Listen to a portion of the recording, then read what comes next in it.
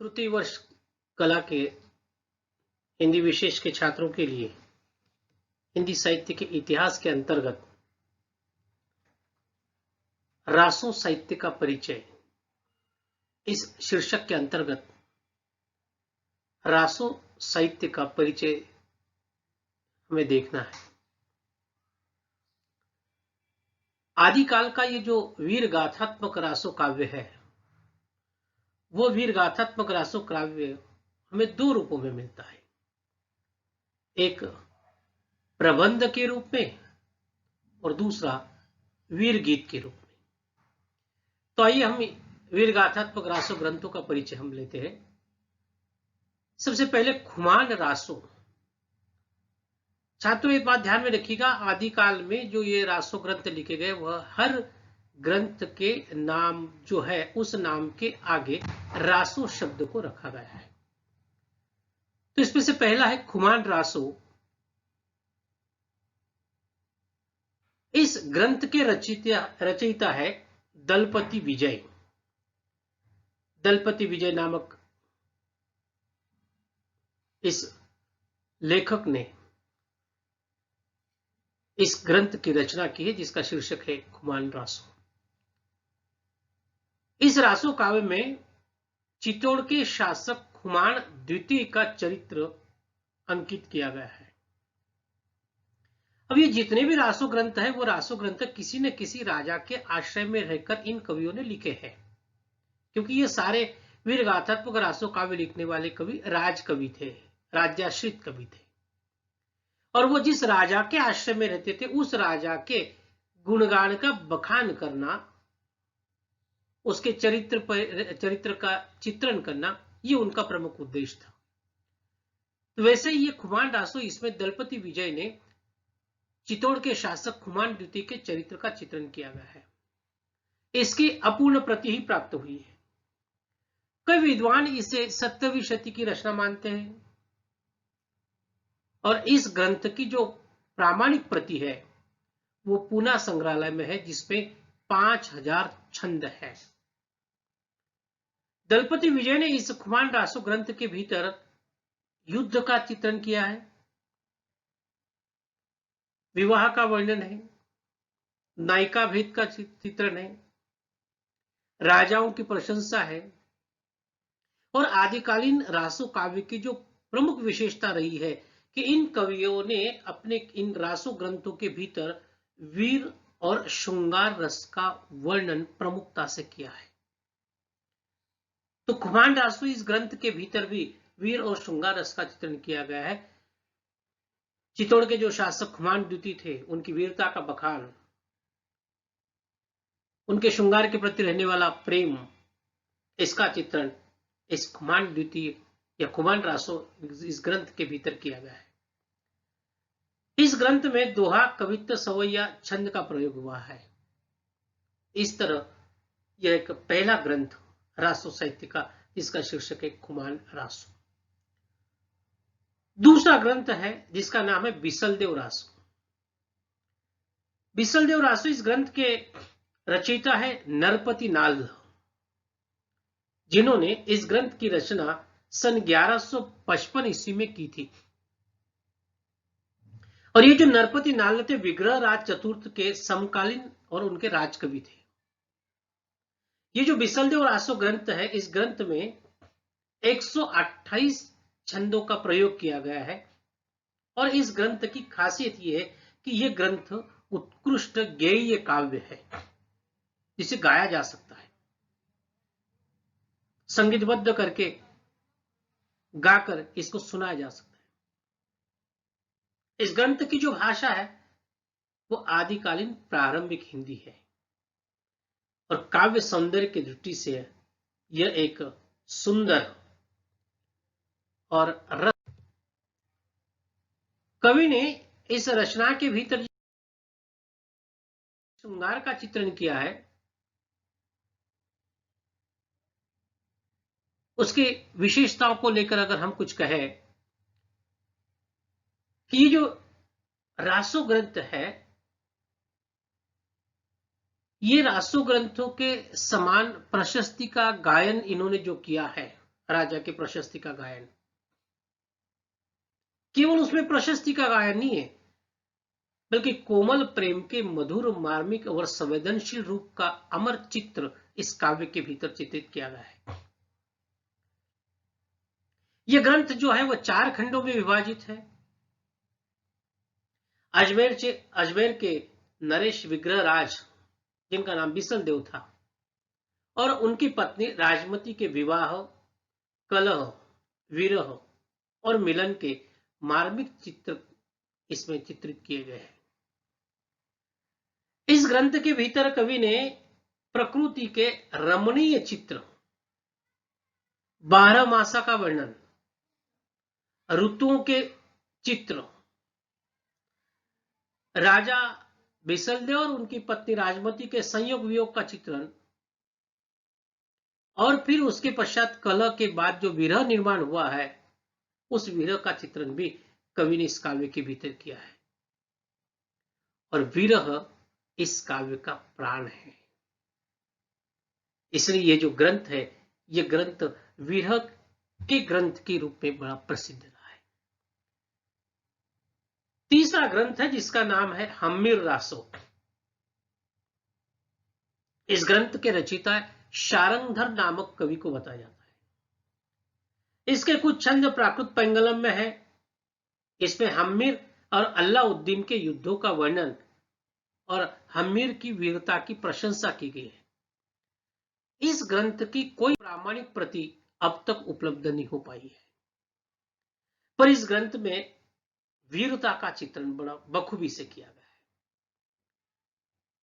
चौथा ग्रंथ है रासो ग्रंथ, जिसका नाम है विजयपाल रासो। इसके रचयिता नल्ल सिंह भाट माने जाते हैं। इसमें विजयपाल सिंह और पंग राजा के युद्ध का वर्णन है। इतिहास के अनुसार इस ग्रंथ की रचना जो हुई है वह संवत 1043 में होनी चाहिए, परंतु मिश्र बंधु ने इसकी रचना संवत 1355 में मानी है। और मिश्र बंधु के द्वारा लिखा गया जो ग्रंथ है मिश्र बंधु विनोद, इस ग्रंथ के भीतर विजयपाल रासो ग्रंथ की रचना का समय जो है वह संवत 1355 माना गया है। विजयपाल रासो इस ग्रंथ की भाषा परिवर्ती अपभ्रंश और आरंभिक हिंदी के संक्रांति काल की भाषा है। इस कृति के केवल 42 छंद ही उपलब्ध है। इस तरह का यह ग्रंथ है विजयपाल रासो। पांचवा ग्रंथ है जिसका शीर्षक है, इस ग्रंथ का नाम है परमाल रासो या आल्ला खंड भी इसे कहा जाता है। इसके कवि जो है वह जगनीक है, और ये जगनीक नामक कवि महोबा नरेश परमार्दी देव के दरबारी कवि थे। और परमाल रासो इस ग्रंथ का रचना काल जो है संवत 1230 माना जाता है। इस काव्य में युद्ध का वर्णन है और आल्हा और उदल के विभिन्न युद्धों का वर्णन इसमें किया गया है। इस ग्रंथ के भीतर प्रौढ़ वीर भावना का वर्णन है। यह लोक गेय काव्य रहा है। छंद विधान की दृष्टि से इसमें आल्हा शैली का प्रयोग किया गया है, और यह ग्रंथ गेय काव्य होने के कारण, आल्हा शैली का प्रयोग होने के कारण यह ग्रंथ गाया जाता है, गेय काव्य के रूप में। इन 5 रासो ग्रंथों के अलावा हिंदी साहित्य के आदिकाल में प्रसिद्ध रहने वाला एक और ग्रंथ है जिसके प्रामाणिकता और अप्रामाणिकता को लेकर विद्वानों में काफी मतभेद हुए हैं। उस ग्रंथ का नाम है पृथ्वीराज रासो। इस ग्रंथ के रचयिता है चंदवरदाई। आचार्य रामचंद्र शुक्ल जी ने इस ग्रंथ को, हिंदी के प्रथम कवि जो है चंदवरदाई, इनके द्वारा रचित महाकाव्य माना है। ये जो चंदवरदाई है, ये चंदवरदाई दिल्ली नरेश पृथ्वीराज चौहान के राजकवि थे, उनके सामंत थे। और ऐसा कहा जाता है कि पृथ्वीराज और चंदवरदाई का जन्म और मृत्यु भी एक ही दिन हुए हैं। इसको लेकर एक पंक्ति बड़ी प्रचलित रही है, एक थल जन्म एक थल मरण। इसके आधार पर पृथ्वीराज चौहान और चंद्रबरदाई इन दोनों का जन्म एक ही समय में हुआ है, एक ही स्थान पर हुआ है, और मरण भी एक ही दिन हुआ है। चंद्रबरदाई के द्वारा रचित इस ग्रंथ को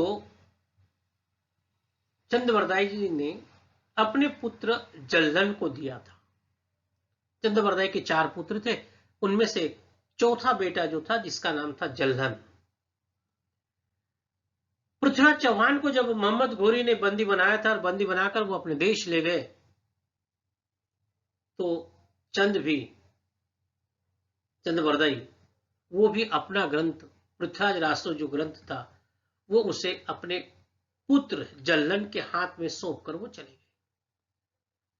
इस संदर्भ में एक पंक्ति बड़ी प्रसिद्ध रही है, पुस्तक जल्लन हत दई चली गज्जन नृप काज, गज्जन संग नृप काज।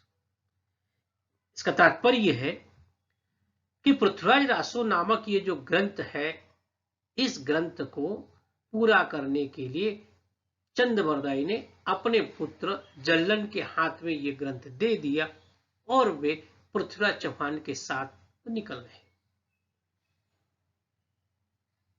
तो इस उक्ति के अनुसार इस अधूरे महाकाव्य को पूरा करने का काम चंद्रबरदाई के चौथे पुत्र जल्लन ने किया। चंद्रबरदाई ने अपने स्वामी, जिनके आश्रम में वो रहते थे, राजा के आश्रम, पृथ्वीराज चौहान के आश्रम में रहते थे, उनके लिए चंद्रबरदाई ने सर्वोच्च बलिदान दिया है। जब मोहम्मद घोरी ने पृथ्वीराज चौहान को बंदी बनाया और बंदी बनाकर उसके राजमहल में ले गए थे, उस समय शब्दवेदी बाण से मोहम्मद घोरी का वध करने की प्रेरणा चंद्रबरदाई ने ही पृथ्वीराज चौहान को दी थी। और उस संदर्भ में जो प्रसिद्ध पंक्ति रही है, 4 बांस 24 गज अंगुल अष्ट प्रधान, ता ऊपर सुल्तान है मत चूके चौहान। अब ये केवल पंक्तियां नहीं है। जब पृथ्वीराज चौहान शब्दवेदी बाण को लेकर बैठे थे, उस समय पृथ्वीराज चौहान और मोहम्मद घोरी जहां बैठे हुए थे, वहां वो कितने फासले पर, कितने अंतर पर बैठे हुए, ये बात चंद्रबरदाई ने पृथ्वीराज चौहान को बताई और पृथ्वीराज चौहान ने उसके आधार पर 4 बांस 24 गज अंगुल अष्ट प्रधान, ता ऊपर सुल्तान है मत चूके चौहान, ये संकेत था कि हे राजा पृथ्वीराज चौहान जी, आप जहां बैठे वहां से इस ऊंचाई पर 4 बांस 24 गज अंगुल अष्ट प्रधान, इस ऊंचाई पर मोहम्मद घोरी बैठा हुआ है और आप शब्दवेदी बाण के आधार पर मोहम्मद घोरी पर बाण चलाएगा। और जब पृथ्वीराज चौहान ने इस माप के आधार पर शब्दवेदी बाण से घोरी का वध किया और मोहम्मद घोरी का वध करने के बाद स्वयं चंद्रबरदाई और पृथ्वीराज दोनों ने एक दूसरे की कतार से अपना आत्मोत्सर्ग किया और आत्मोत्सर्ग करके ये अमर हो गए। ये जो पृथ्वीराज रासो महाकाव्य के विशाल महाकाव्य है, जिसके 4 संस्करण प्रसिद्ध है। पहला संस्करण, जिसको बृहद संस्करण कहा जाता है, यह सबसे बड़ा संस्करण है। इसकी हस्तलिखित प्रतियां आज भी उदयपुर के संग्रहालय में सुरक्षित है। दूसरा मध्यम रूपांतर है, इसमें 60,000 छंद है। और तीसरा है लघु रूपांतर, इसमें 3,500 छंद और 19 समय है। इसकी हस्तलिखित प्रतियां अनूप संस्कृत लाइब्रेरी बीकानेर में है। और इसका चौथा रूपांतर, लघुत्तम रूपांतर का, इसमें अध्याय रहित केवल 1300 ही छंद है। ये जो पृथ्वीराज रासो है, इस ग्रंथ में श्रृंगार और वीर, ये 2 रसों की प्रमुखता रही है। और आदिकालीन साहित्य में इन 2 रसों की प्रमुखता होने के कारण यह साहित्य वीर और श्रृंगार का साहित्य के रूप में प्रसिद्ध है। ये जो कवि थे ये केवल राज दरबार में रहकर लेखनी नहीं चलाते थे, वो प्रत्यक्ष युद्ध में हिस्सा लेते थे। इसलिए पृथ्वीराज रासो इस ग्रंथ के भीतर कवि ने युद्ध का सजीव और अद्भुत वर्णन किया है, साथ ही साथ रूप और सौंदर्य तथा प्रेम के सरस चित्र का भी चित्रण इन्होंने किया है। और ये जो दोनों ही रस थे, श्रृंगार रस और वीर रस, इन दोनों रसों के केंद्र में नारी रही है। पहले युद्ध हुआ करते, क्योंकि आदिकाल जो है, इसलिए तो आचार्य रामचंद्र शुक्ल जी ने इसको वीर गाथा का नाम दिया, कि जहां युद्धों की संख्या ज्यादा होती थी, युद्ध होते थे, अंतर्गत कलह होने के कारण परस्पर एक दूसरे से लड़ते थे, दुश्मनों से लड़ते थे, और राजा की वीरता का बखान ये कवि करते थे। और इन दोनों ही रसों के केंद्र में, श्रृंगार और वीर, इन दोनों ही रसों के केंद्र में नारी रही है। कवि ने प्रेम और शौर्य की चित्रण करते समय, क्योंकि पृथ्वीराज चौहान के शौर्य और सौंदर्य का, श्रृंगार का चित्रण किया जा रहा है, तो उसमें नैतिकता का और मर्यादा का होना बहुत जरूरी था। इसलिए पृथ्वीराज रासो का जो श्रृंगार और वीर रस का चित्रण है, उसमें नैतिक मर्यादा को हम पाते हैं। चंद्रवरदाई ने इस ग्रंथ को नैतिक मर्यादा के साथ प्रस्तुत किया है। यह ग्रंथ राजस्थानी बोलियों से मिश्रित ब्रज भाषा का काव्य कहा जा सकता है, जिसे हम पिंगल शैली में लिखा काव्य भी कह सकते हैं। चंद्रवरदाई ने इस ग्रंथ के भीतर लगभग 67 प्रकार के छंदों का भावानुकूल प्रयोग किया है। और इस ग्रंथ की खासियत यह रही है कि यह ग्रंथ सभी काव्य मर्यादाओं से मंडित रहा है। इस तरह का ये रासो साहित्य जो है, उस रासो साहित्य के भीतर रहने वाले इन ग्रंथों का परिचय हमने यहां पर लिया है। आज के लिए इतना ही, धन्यवाद।